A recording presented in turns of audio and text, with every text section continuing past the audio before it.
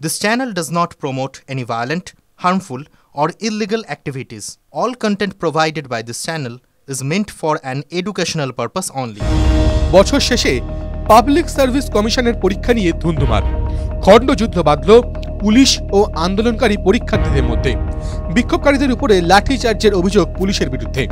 গোটা ঘটনাকে কেন্দ্র করে ব্যাপক চাঞ্চল্য ছড়িয়েছে। এদিকে এই ঘটনায় মামলা দায়ের হয়েছে প্রশান্ত কিশোরের বিরুদ্ধেও। যত কাণ্ড বিহারের পাবলিক সার্ভিস কমিশনের পরীক্ষাকে ঘিরেই। গত 13 ডিসেম্বর প্রিলিমিনার পরীক্ষা হয়। অভিযোগ ওঠে পরীক্ষা হওয়ার আগেই প্রশ্নপত্র ফাঁস হয়ে যাওয়ার। এই ঘটনাকে কেন্দ্র করেই বিক্ষোভ আন্দোলন শুরু হয়। পরীক্ষার্থীদের দাবি পুনরায় পরীক্ষার ব্যবস্থা করতে হবে। মুখ্যমন্ত্রী নীতিশ কুমারের সঙ্গে দেখা করার দাবিতে অনড় থাকেন বিক্ষোভকারীরা।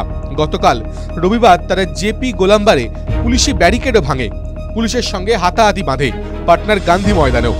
বিক্ষোভকারীদের ছত্রাকার করতেই পুলিশ নির্বিচারে লাঠি চার্জ ও জলকামান ব্যবহার করেছে বলেই অভিযোগ। এদিকে পুলিশ লাঠিচার্জ করার পর আন্দোলনকারীরা ডাক বাংলো রোডের দিকে এগোতে শুরু করে। ব্যারিকেড দিয়ে পথ আটকাতে এলে ফের একবার ধুন্ধুমা পরিস্থিতি তৈরি হয়। অন্যদিকে বিহারের জনসুরাজ পার্টির নেতা তথা ভোট কুশলী প্রশান্ত কিশোরের বিরুদ্ধেও মামলা দায়ের হয়েছে। ছাত্রদের এই আন্দোলনে উস্কানি দিয়েছেন পিকে, এমনটাই অভিযোগ।